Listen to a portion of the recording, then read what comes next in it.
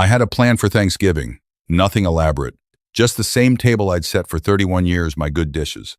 The ones Margaret picked out before she passed, a centerpiece of dried orange slices and cinnamon sticks that still smelled like her somehow. My son Ryan was bringing his wife Courtney, and her parents were coming too, first time I'd be meeting them. I'd been cooking since Tuesday. I wasn't nervous. I was just a 63-year-old man who still believed that a meal made with care could hold a family together. I was wrong about that. For a long moment after it happened, I didn't move.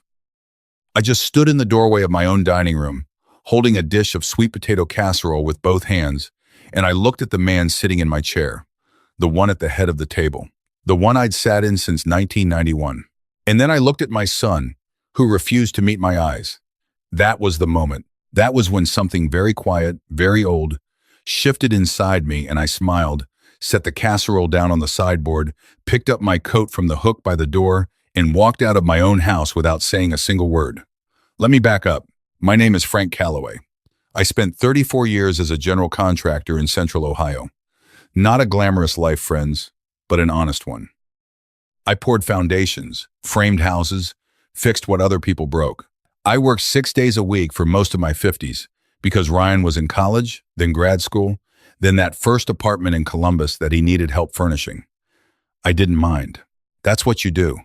You give what you have because they're yours and you love them, and you don't keep a ledger. Margaret died 11 years ago, breast cancer, 18 months from diagnosis to the end. Ryan was 24. He took it hard in the way young men take things hard, which is to say he went quiet and then he went distant. And then eventually he married Courtney and the distance became geography. They lived 40 minutes away, which is nothing, really. But it might as well have been 400 miles some weeks.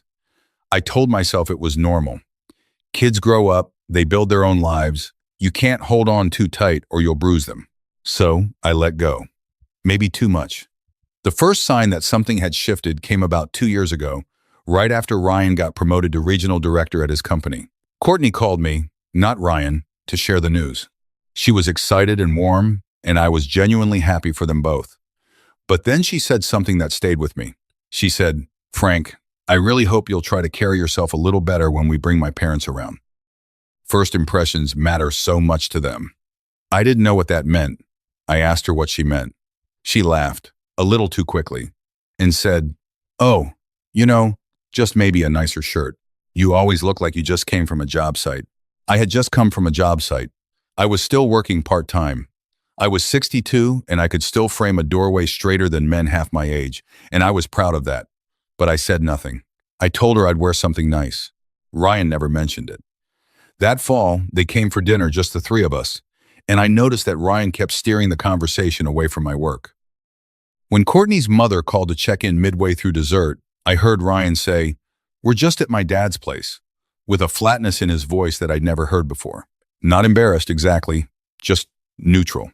Like I was a stop on an errand, not a home he'd grown up in.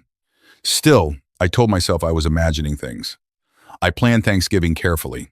I cleaned the gutters the week before so the house looked sharp from the street. I repainted the front door, a deep red, because Ryan once mentioned as a kid that he loved the way houses with red doors looked like they were smiling. I ordered a turkey from the butcher, a real one, not a grocery store bird, and I brined it for 2 days in a salt and apple cider brine I'd been perfecting for a decade. I made Margaret's cranberry sauce from scratch, the one with orange zest and a splash of bourbon that Ryan used to steal spoonfuls of as a teenager.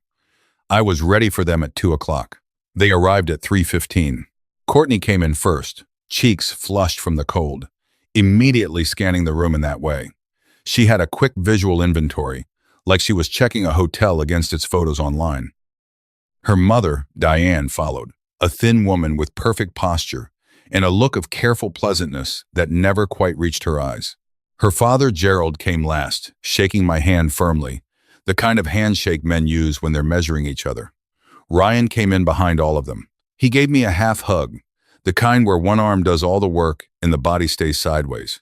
Then he said, "Nice to see you, Dad," and moved into the kitchen to get himself a drink before I could say anything back. We gathered in the living room. I'd set out a charcuterie board, something I'd learned to make in a class I took at the community center, something I was quietly proud of. Gerald looked at it without much interest. Diane asked if there was anything gluten-free, which, yes, most of it was, I told her. Courtney was on her phone. Ryan came back with a beer and sat in the armchair by the window. My armchair, which I let go because I was sitting on the couch and it was fine. It was fine. Then we moved to the dining room. I'd set the table the night before.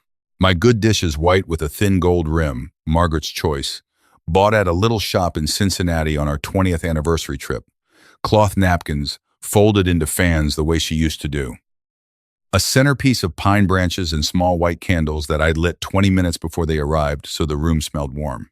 Gerald walked to the head of the table and pulled out the chair, my chair, and sat down.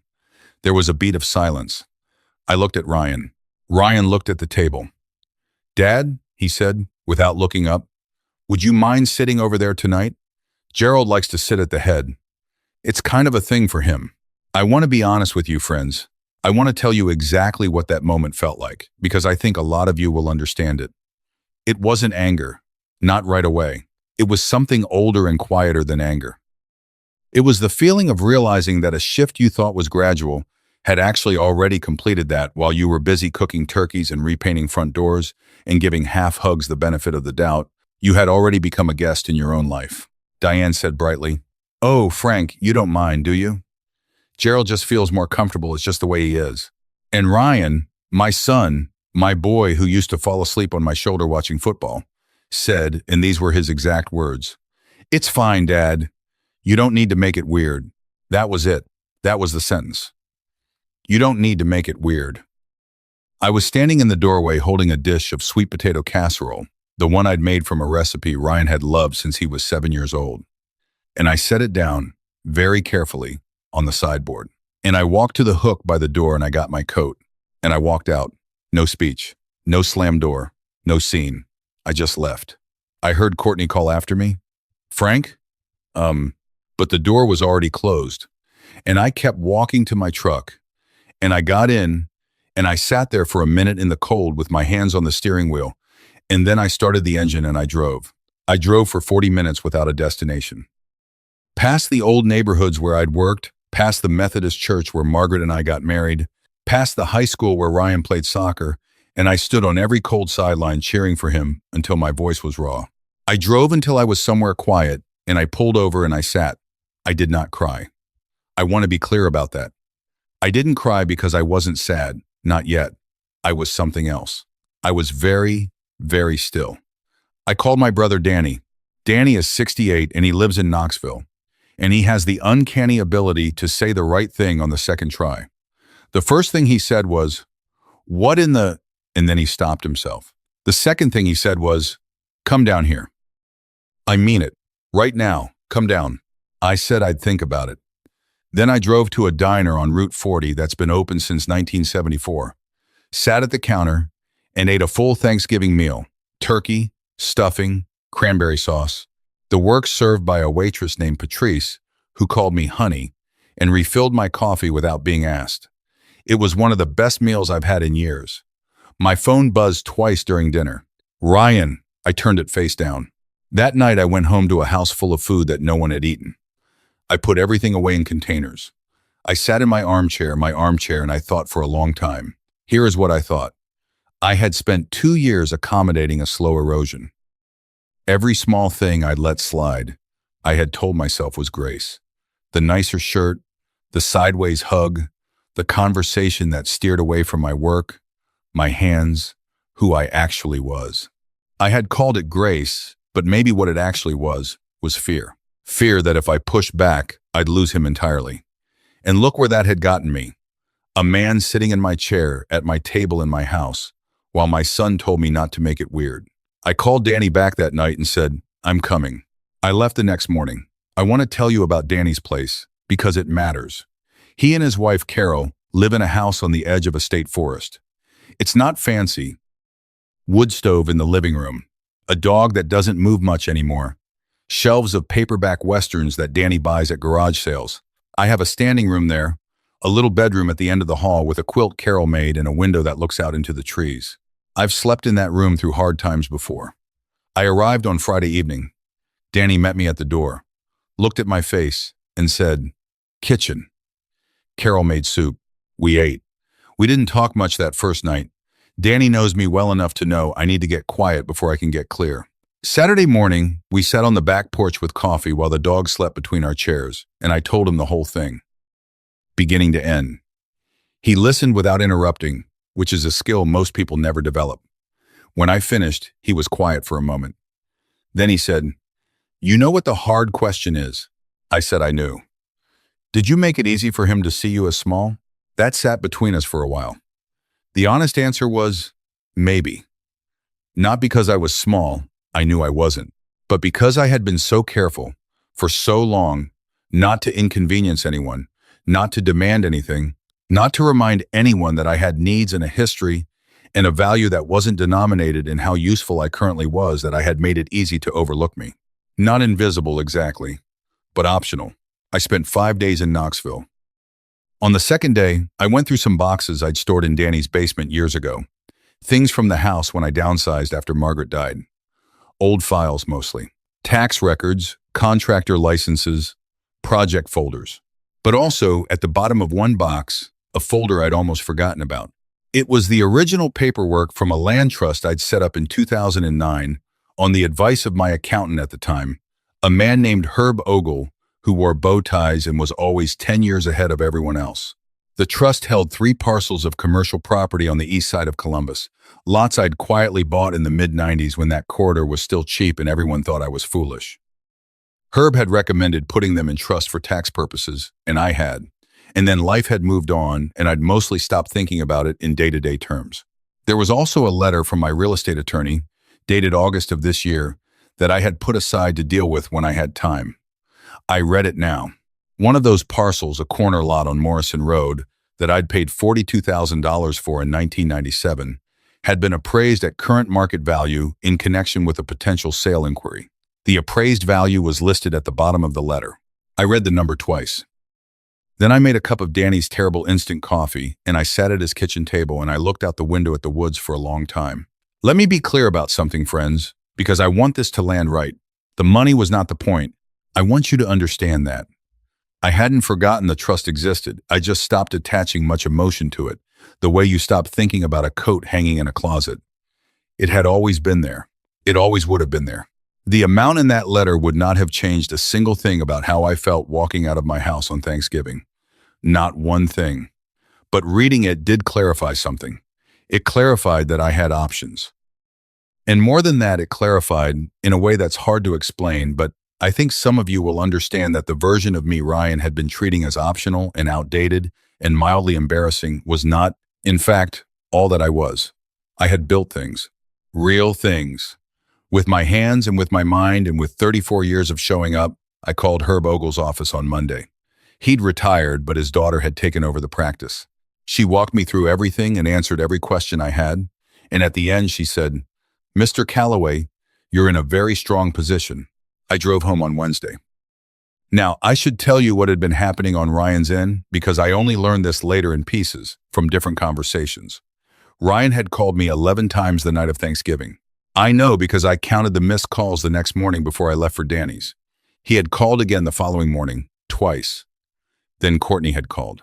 Then, apparently, Courtney's mother had said something at breakfast. I don't know exactly what, but Courtney shared it with Ryan, and it had not been charitable. What I understand is that Gerald had made a comment about the sweet potato casserole, the one I'd left on the sideboard, and he'd said it was probably from a can anyway, and something about that, for whatever reason, had cracked something open in Ryan. Because Ryan knew it wasn't from a can. Ryan had watched me make that casserole every Thanksgiving of his life. He knew about the brown sugar and the pecans and the way I always burned my hand a little getting it out of the oven because the dish ran too close to the rack. His wife told me later that he'd gone very quiet after that comment, the kind of quiet she'd seen before, only once the week after Margaret's funeral. Ryan came to my house on Sunday. I was already in Knoxville, so he sat on my porch for a while apparently. My neighbor Gus saw him and told me about it later. Said Ryan sat on the porch steps for maybe an hour, then left. He came back on Wednesday afternoon, just as I was pulling into the driveway. He was standing by his car. He looked like he hadn't been sleeping. He was wearing an old Ohio State sweatshirt. I recognized he'd worn it all through college, worn it thin at the elbows. I hadn't seen it in years. I don't know if he chose it on purpose. I parked. I got out. I looked at him. He said, "Dad, that was all at first. Just that." Then he said, "I've been thinking about the casserole." I didn't say anything. He said, "I know you make it from scratch. I've always known that. I don't know why I didn't say something when Gerald." He stopped. He looked at the ground. "I don't know why I didn't say a lot of things. For a long time." I walked past him to unlock the front door. I said, "Come inside. It's cold." We sat at the kitchen table. Not the dining room, the kitchen, where we'd always had our real conversations.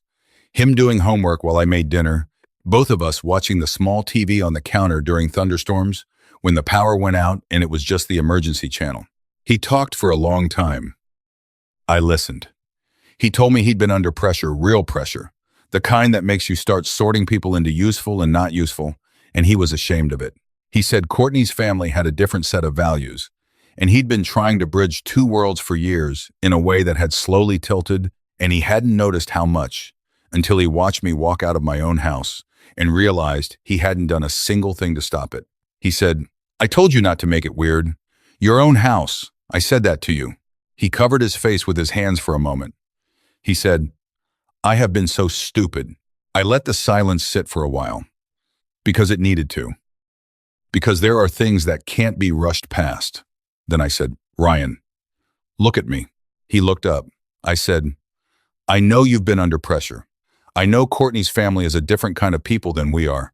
I know marriage is complicated, and you've been trying to manage a lot. I understand all of that." I paused. "And none of that gave you the right to make me feel like a stranger at my own table." He nodded. He didn't defend himself. I said, "Your mother made those dishes. She chose that tablecloth. She taught me how to make the casserole because I kept burning the marshmallows. Every Thanksgiving in that dining room, I feel her there. And I would never, my voice did something then that I hadn't expected. I steadied it. I would never ask you to understand how much that matters, but I needed you to protect it. That's all. I just needed you to protect it." He was crying then. Not loudly. Ryan was never loud about anything emotional. Just quiet tears, like he'd been holding them since Thursday. "I know, Dad," he said. "I know. We didn't fix everything that day. I want to be straight with you, friends, because I don't believe in stories that tie up too cleanly. The truth is that trust is rebuilt the way houses are built, one solid thing at a time, checked for level before you move to the next." We had a conversation, a real one, the first real one in probably 3 years. He asked if we could try again. Have a proper dinner. Just the two of us. No in-laws, no performance. I said yes, on one condition. He picked the date, but I picked the chair. He laughed. A short, surprised laugh. The first real one I'd heard from him in a long time. "Yeah," he said. "Okay, Dad. You picked the chair. Here is what I want to say to you, and I'm speaking to those of you who know this particular kind of tired. The tired that comes not from hard work, but from making yourself smaller and smaller to fit into a space that keeps shrinking. The tired of being treated like a burden by the very people you built your life to support. Some of you are living that right now. Some of you have been living it for years. I'm not here to tell you to blow anything up. I'm not here to tell you that silence is always the answer, or that you should walk out of every difficult room. What I will tell you is this. The moment I stopped trying to manage their comfort, something shifted. Not in them, not at first. In me. I walked out carrying my dignity like a tool I'd finally remembered I owned. And I thought about what Danny had asked me, whether I had made it easy for my son to see me as small. The honest answer, friends, is that I had. Not because I deserved to be seen that way, I didn't. But because I'd been so focused on not losing him, that I'd stopped showing him who he was at risk of losing. That changes now. I called Herb Ogle's daughter back and set up a proper meeting for January. I'm going to get the full picture of where I stand. I'm going to make some decisions, not out of spite, not to prove anything to Ryan, but because those parcels of land represent 34 years of early mornings and sore hands and bids. I drove across the county to deliver in person, and they deserve to be treated like what they are. And this spring, I'm going to repaint the dining room. Something Margaret always wanted to do, a deep sage green that she cut out of a magazine and taped to the refrigerator for years, and I kept saying we'd get to it. We never got to it. I'm getting to it now. Ryan called me last Sunday, just to talk. No agenda. He asked about the property on Morrison Road. I'd mentioned it in passing, and I told him a little about the trust, the timeline, how it had come together. He was quiet while I talked. Then he said, "Dad, I had no idea." I said, "I know. I never needed you to." Another silence. Then he said, "I'm sorry, Dad. I mean it." "I know you do," I said. That's not the same as everything being fine, but it's a beginning. And I have found in 63 years of building things that a solid beginning is worth more than any number of beautiful finishes built on nothing. The table is still here. The good dishes are still here. The chair at the head of the table is mine. And next Thanksgiving, whoever comes, whoever sits where I will be in that chair. Sometimes the most powerful thing you can do isn't fight back, it's simply refuse to disappear. Frank didn't raise his voice, didn't demand an apology, didn't chase anyone down. He just walked out with his dignity intact, drove to his brother's kitchen, and remembered who he was. That quiet act of returning to yourself, not out of pride, but out of love for who you've always been, has a way of reaching people nothing else can. A small note for you, this story was created and fictionalized by AI, shared with the hope of bringing you a moment of warmth and entertainment, and perhaps a small reminder that your place at the table was never anyone else's to give away.